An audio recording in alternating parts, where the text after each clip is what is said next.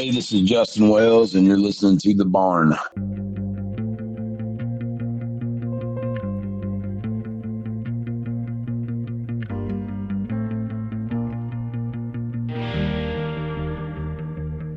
It's a nasty way of living sometime. My jar ain't holding a single dime. My glass is holding the last thing I want to do.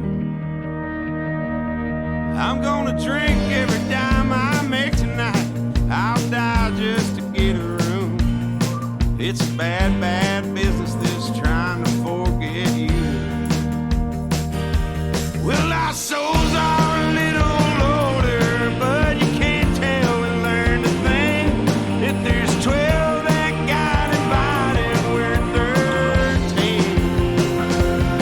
We're the last one to know it's over, and the first one to have to beg. We're the dog that crawled for miles on broken legs. Hi, and welcome to The Barn, live from the Barn studio. You got the Mox here, and I am joined by a special guest online right now. Singer, songwriter, artist, band leader, man of many titles, Mr. Justin Wells. Justin, how are you? Yeah, what's happening, bud? Not a lot. Hey, what do you call yourself? What title fits you best? I don't know, man. Fully independent, it feels like. Yeah. Up off the jump, I wanted to kind of point out something that me and you have something in common. And I'm finding this a lot with a lot of the guys that we talk to, former or maybe even still metalheads. Oh, yeah, for sure, man. I think metalheads would say that I was not a metalhead, but definitely, Metallica, Pantera, that shit. Yeah. What do you think about the Pantera reunion? Pass. Yeah. I don't know, man. The guys in the band say it's okay, but I don't know. I better pass. I've been for it, but I think selfishly so, right? Like I just want to be there and having a good time and seeing Pantera. Well, we get like that, man. And music is music, and if it makes you feel good and it's not hurting anybody, But the brothers were that band for me, man. Yeah. So the metalhead community, it's a thing. But I always kind of ask. You're like the third or fourth guy that we've interviewed from the area that I think you're from, or at least part of you from. I know some is Louisiana, some Kentucky, but we've talked to Arlo McKinley, we've talked to Casey Campbell with Buffalo Wobbs. What's in the water in that area there? Both of those dudes are homies. Man, I don't know. I think that Kentucky has been doing what Kentucky's been doing the whole time. And I think that, I'm no expert on what the hell consumers of music are going after, but I think it's in a lot of ways a rebound from what was happening specifically in country music. And it's happening in rock and it's happening elsewhere too, but it gets very plastic, and I think kind of not unlike politics, like people know when they're being fed bullshit to a certain extent. People know when they're being fed plastic. And if you're going to rebound and you're going to go kind of like all the way in the other direction, it's hard to beat Appalachia in that area in terms of truth. And you mentioned Appalachia. I got to shout out Charlie Hatcher with Whiz Bang Management. He's actually the one to put us in contact with you. So we want to shout out Charlie. You've played Healing. Go ahead. Oh yeah, I played the first one, man. Charlie's the homie. I stayed at his house on his last tour about a month ago. What a cool guy that guy is, right? What a hustler, man. Just like, I don't know when he sleeps. Yeah, I hear that about him. I haven't had a chance to meet him yet, but we are going out there this late summer, I guess. And we're going to be covering Healy and Appalachia, and we're excited about it. Your man is West Virginia AF, bro. He's the homie, man. You're going to love him. And everything that I hear about him is like that dude leads from the heart. Everything that he's involved in, I think he's involved in 100%, it seems like. And shout out Charlie. That's facts. And he don't give a shit too, man. You better come correct. You know what I mean? No filter. Yeah. Yeah. That's my dude, man. So you mentioned off air that your house is still in a little bit of disarray from coming off tour. Speaking of some OGs in the game, coming off tour with Lucero, how was that run? Man, I've been doing this for a long, long time, and it's really hard to think of a crew sweeter to me than that crew. And I mean, top down, you know, the band, the techs, that whole crew. It was a whirlwind, and it happened quick. But it was hella inspiring, man, what they do. And you know, kind of, these guys been doing it, 25 years, man. And the fans have stuck with them, dude. Yeah, it's pretty beautiful. Yeah. Are you able to, you know, pick up things from guys that and I know you've opened with some absolute legends, Chris Stapleton and Jason Isbell and all those. Are you able to pick up things that you can use in your own career that you see them do, or a certain thing that how they act on certain situations? Yeah, for sure. And, you know, what I try to do is almost the exact opposite musically. You know, from a young age, I really thought that, I don't know, I would rather stand out than do what would maybe be a little easier, a little more successful. You know, I wanted to have my voice. But in terms of professionalism, absolutely, man. And it's like, you know, I'm 40 years old. I don't feel like I should still be learning shit, but I'm learning daily, man. You're just perpetually reminded of what you don't know. Sure. You know? Yeah. And I don't know. I'm inspired by these guys who don't have to treat little punk asses well and do anyway. Right. That's how I've always wanted to run my operation, man. That's how I always, you know, I don't want people coming away feeling burned. I know you have either an album finished or you're working on. Can you give us an update on this newest record that you're working on?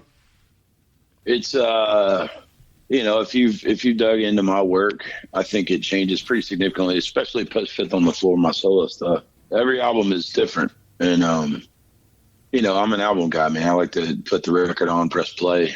And, but I don't want to be repetitive. You know, I said earlier that I don't want to follow somebody else's trail. I also don't want to follow my own trail. Right. You know, if I did, you know, my last record, The United States, I did that. I don't want to go do The United States too. You know, that was my big kind of very Pink Floyd and Radiohead inspired in terms of sonics. So we're going inward on this one. And it's a lot more, just chill, man. Just chill. I kind of realized as I was writing it that it's me reflecting my relationship with my wife. You know, we spent a lot of time together during the pandemic, and she'd married a touring musician, and you know, and you just really see, you know, my name's on the marquee, but there's dozens of people whose name ought to be on the marquee too, and at the top of that list is my wife. Oh, right.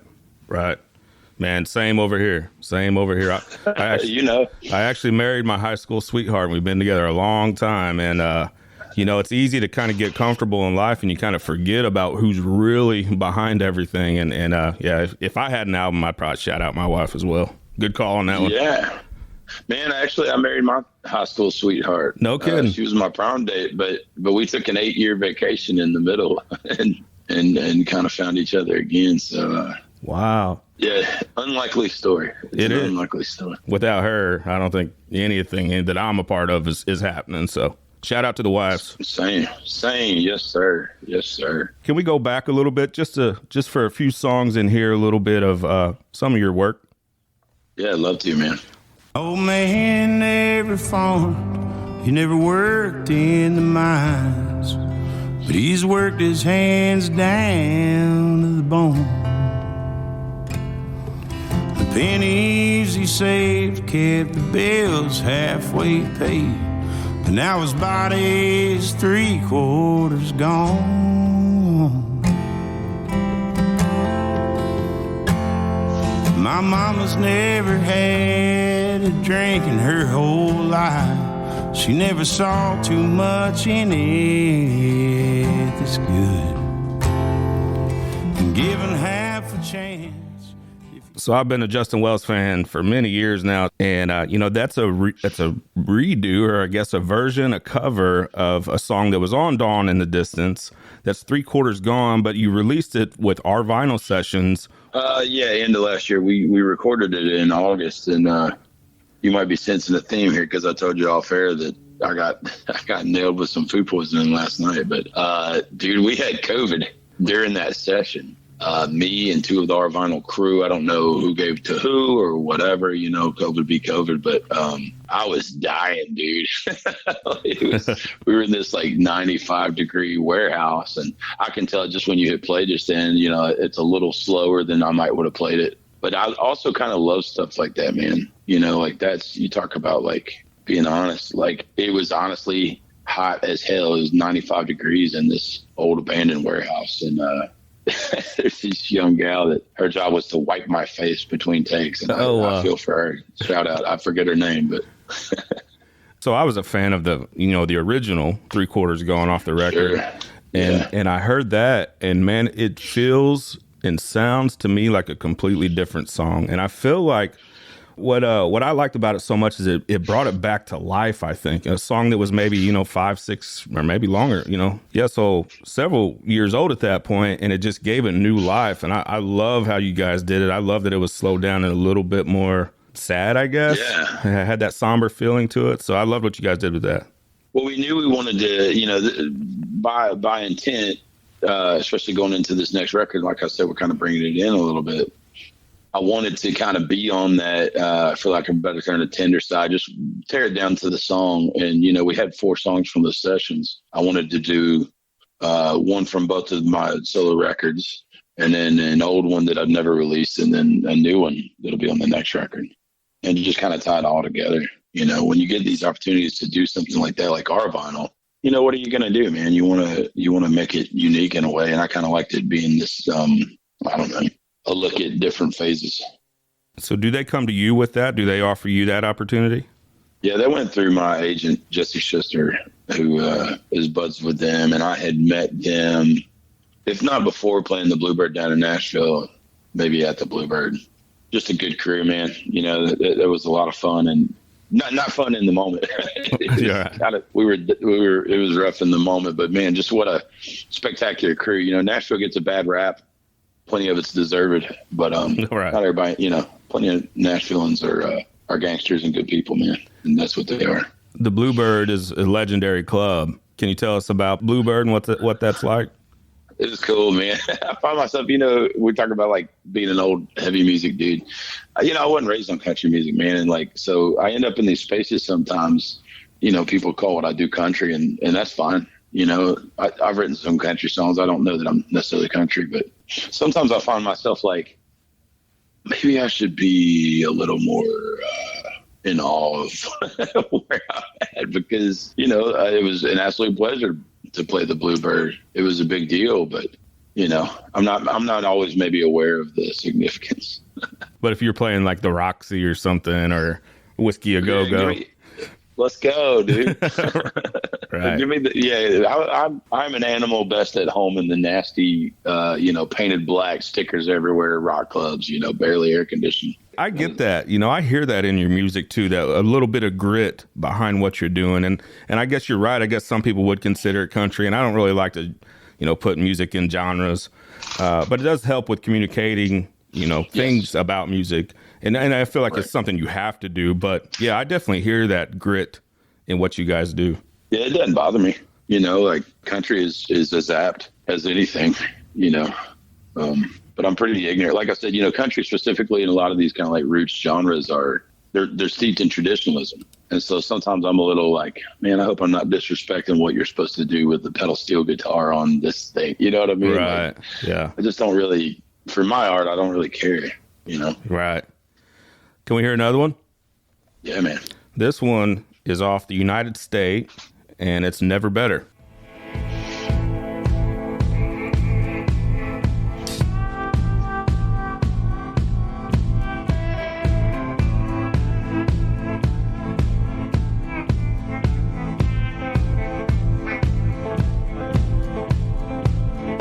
Never better than right now. The first thing I saw this morning anyhow was the movement of the candle as you slowly let another breath out. I can't say it like I mean. The table's upside down, the shower's in the sink, and try as I may, I can't find a way to find out. So when we hear 2020 is the United States, that's your Dark Side of the Moon, you say. That's your Radiohead. Tell us about that album. Well, I don't want to compare it to Dark Side, man. But those kinds of, Pink Floyd's my favorite band of all time.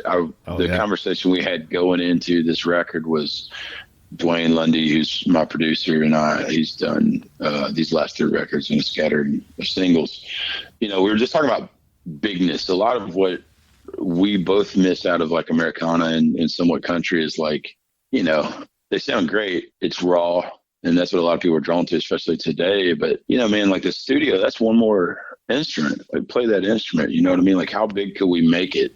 I wanted to sound like my music played on the top of a mountain, and it's really hard to beat, say, like Floyd or somebody like more recent, like Bon Iver in that regard. So that's what we're talking about a lot, is like not leaving as much space as most people do in this genre, really filling it up, making it big. I think the proof's in the pudding. Do you think there was some maturity with that record too, going from, basically your debut? I know you've been a part of a lot of releases before that, but your, major debut, between that time and the United States, was there some maturity in your songwriting and in your growth as a musician? I hope so. I hear it. I hope other people hear it. But yes, I spent, the better part of my early career, it was a bunch of party stuff, it was a bunch of drinking stuff, and sad. It wasn't the tailgate Bud Light bullshit, but I don't know, man. Like Dawn in the Distance feels like a very sad record to me. It was like a reckoning. It was getting out of my old band and just figuring out what I was going to do. And I wanted the United States to be almost the polar opposite of that. I wanted it to be not happy per se, but a certain maturity that this is life. And that's what that record is. It's sequenced to be a life from birth to death. When you hear certain songs in your catalog, do they take you back to a time and place? Are they like snapshots of your life almost? Oh, dude, just hearing that right then, I remember that slide lick when the slide comes in on that second verse. I was like, oh, yeah. Like, as it's going, I was like, oh, yeah. Little Joe's a monster. I was an ex-musician, so I'll go back and hear recordings that maybe I was a part of, and I can pick out things that people probably don't even hear, but it takes me to that specific time. Is that the case with you as well? Is like you can pick out things, or you focus on things that the normal listener it doesn't even register for them? For sure. And sometimes some of that stuff might be intentional. I put stuff in my records, not trying to be esoteric, but I put stuff in my records that I think only me and my producer catch, little motifs from other songs and little winks that, I was the kind of kid, man, growing up. I don't know how old you are, but, I graduated high school in 2000. I'm 40. So, pre kind of internet ubiquity, just getting a CD, man, right? And play on it and reading everything, dude, and like, oh, man, that is a Irish flute on this part or whatever, that, oh, man, that does sound like that dude from that other band or whatever. Oh, that's rad, things like that. I'm 41, by the way, so definitely remember those almost times. Same age. Yeah. Right? Like pre-Napster and everything. Yeah, like opening up the CD sleeve and seeing who the band thanked and then trying to check them out and getting a whole, burning CDs and tape swap and all that stuff. I mean, I love the accessibility of music these days, but man, there's nothing like holding something physical in your hand. And that's why I'm happy to see like the resurgence of vinyl. Do you guys release your stuff on vinyl? We do. I'm not stoked about the lead time right now for this next record. We haven't even started having that conversation, but I know they're like a year backed up. So, jeez. You said you were a part of recordings, man. Do you have that thing where, like, I've certainly done this, especially in my drunk days. Record something, and then a few years later, you've matured past that, and you're not really stoked to hear it. But then, like a few years after that, you kind of come full circle, and you can see the warts and everything, but you also see like the honesty. You know what I mean? Do you do that? Oh man, I did it last night. I was really going through some old songs last night for a buddy of mine. Yeah, and it feels I don't know. Maybe it's the time thing. It takes me back to where I was when I wrote those lyrics or whatever it was. I find myself doing that a lot. Yeah. I love it. I love kind of rediscovering the thing that you thought sucked, and it still sucks, or whatever. It's still what you sound like when you was 22, but I don't know, man. Like, those are snapshots. These albums are snapshots, and hopefully we grow, maybe we don't, but I'm not going to apologize for how I sounded when I was a drunk 23-year-old to anybody, and I shouldn't do that to myself either. I should be stoked about what I was doing when I was doing that, you know? Justin, I don't think we're here having this conversation if it's not for this next song. 1.3 million streams on Spotify. The Dogs, obviously your most popular song, and it was the first song that I heard from you, and I absolutely fell in love with it. I love road songs, and I love road songs that don't paint the pretty picture, you know, the ones where the fans see the glitz and the glamour and you being on stage for 30 minutes or an hour or whatever it is, but they don't see the road time. They don't see the shitty hotel and the bad food and all those kinds of things. Is that what The Dogs is for you? Yeah, for sure. You know, I felt like as I was writing it, that I was writing it for my dudes, for my ladies, my homies, you know, like the people doing it. Like, I'm glad that so many listeners respond to it, but, you know, I was writing it as like a little anthem for us. You know, because we did strike out touring long before we should have, and we had no help. And we just, if you had $100 and a pizza and a floor, you know, we were down to go play that gig, man. And maybe not the smartest way of doing it, but things are different then, you know. That was the MySpace days. You just got up and you did the thing. Maybe an more innocent time as well, right? For me, yeah, man. I didn't have kids, you know. Spending $150 to make $100 was okay, you know, back then. And that song, you know, it really, to me, is kind of like the bridge between my old band Fifth on the Floor and now. In fact, I was playing that song on that last Fifth on the Floor tour. I hadn't recorded it, obviously, but I hear all that, man. You know, I hear bad decisions. I hear that youthful arrogance, and I hear, you know, pride in your craft, even if there's only 8 people listening. I think the video depicts the song perfectly. You know, you're playing this old American Legion Hall, I think, or an old bar, whatever it is. Tell us about the shooting of the video. Yeah, you nailed it, man. It's an American Legion 82 down in Nashville, which I didn't know at the time. It's kind of like a thing, you know, like people, you know, certainly like Margot Price and them will like show up down there and play some songs. I didn't know that. I'm, you know, was and still am fairly ignorant of Nashville, but the director, Casey Pierce, has done all of my videos, with the exception of like So Far Away. He's done all my solo videos, and he's like me, man. He's from Kentucky, but he lives in Nashville. But just a weird dude, not really beholden to what you're like supposed to do. And I frankly can't remember what the old idea was, but he came up with that idea. We totally pulled an audible day of. We were driving down there. He's like, "Hey, man, I have a totally different idea from what we were going to do." And he kind of explained it to me a little bit. He's like, "Are you in?" I'm like, "Dude, always, man. Like, this he's one of the best." And yeah, it just, you know, for one thing, it clearly paints that picture of like, here we are dressed for battle, right? And instruments plugged in and everything, and there's nobody there. I mean, it's got the Shining vibe to me. It's an old throwback here, but if you're my age, maybe you have Crazy Heart, the movie with Jeff Bridges. Dude, that should be required watching for anybody in this game. It kind of reminds me of that in a way. Not the you know, you're on the other side of your career. It's sort of the opposite. You're on the start of your career, but struggling to get to the next place and playing bowling alleys and whatever, you know, whatever it is at the beginning of your career to make it work. And a lot of times it probably wasn't lucrative and it probably didn't even make sense, but you wanted to get your art out there so bad that you would drive. What's the line in the song? I drove 8 hours to make the show tonight, you know? Yeah, man. And loved it. Like I wasn't complaining then or even now. I mean, you know, look, I'm not going to drive 8 hours for $100, but yeah, inflation, that was like a dime then. Dude, you mentioned Crazy Heart. I got a recommendation for you if you're not hip. It's a book by Sam Talent, stand-up comic, and it's called Running the Light. And if that Crazy Heart maybe kind of hits you in the gut, like, you should read the book Running the Light. Very similar, but from a stand-up's perspective. But it's, you know, we travel the same trails, man. We talked to a lot of stand-up comedians on here. We talked to Ali Sadiq yesterday. Oh, how'd that go? Oh, man, he's the best. He was awesome. We're going to see him this weekend, actually. So, yeah. But dude, if I'm being for real, like, I think those are my people. Like, I love musicians, but I don't know. Stand-ups have that like bit of sarcasm and that almost darker way of looking at the world that I vibe with them a little more than they don't necessarily pretend. You know what I mean? Right. It ain't playing dress up, and there's a lot of that in the music game. Yeah, with some of the stand-up, you know, I think of Dave Attell, who's like a very cynical guy, or like Lewis Black, very cynical, but to see that perspective of the world is funny, you know? So it's like how they kind of view the world. Yeah, I know what you mean. we got to laugh. It's dark, but it's facts. Like, what are we going to do? Cry about it? You know? Like, Well, we talk all about this dogs. We got to hear it, right? We got to play a little bit. Let's go. Yes, sir. This is the one here.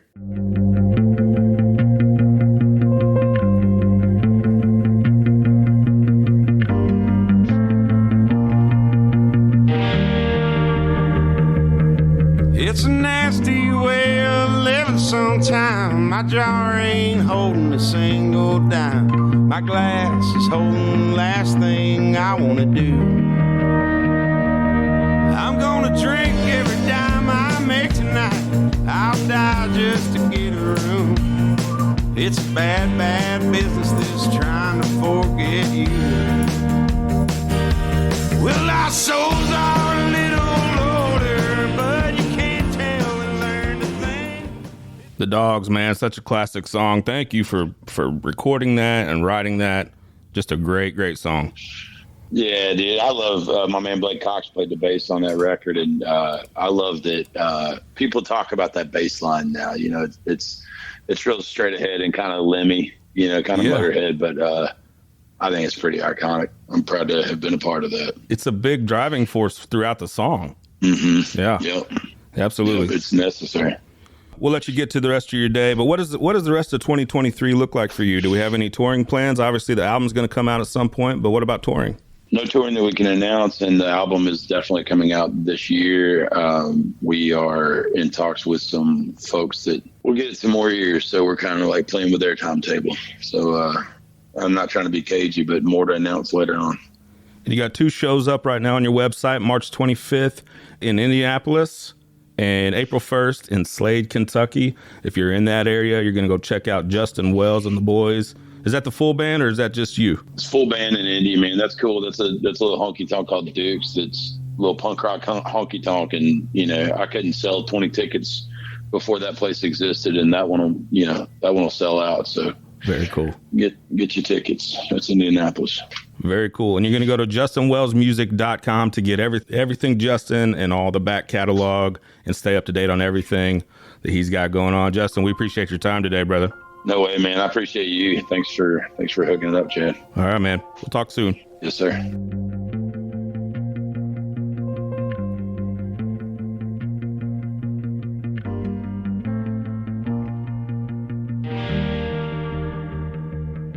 It's a nasty way of living sometime. My jar ain't holding a single dime. My glass is holding the last thing I want to do.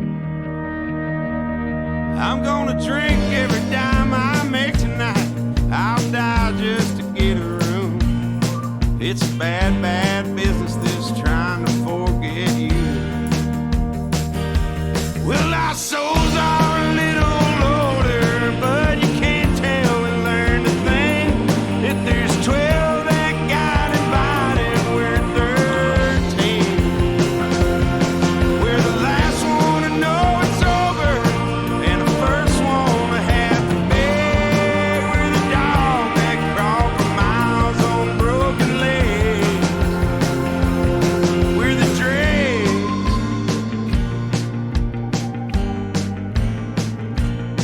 I've pawned everything I've ever owned just to drive 8 hours to this barroom show, to play these songs and to pray for a friendly face. It ain't easy acting like it ain't personal, and the band asked me not to curse no more, so I sing on.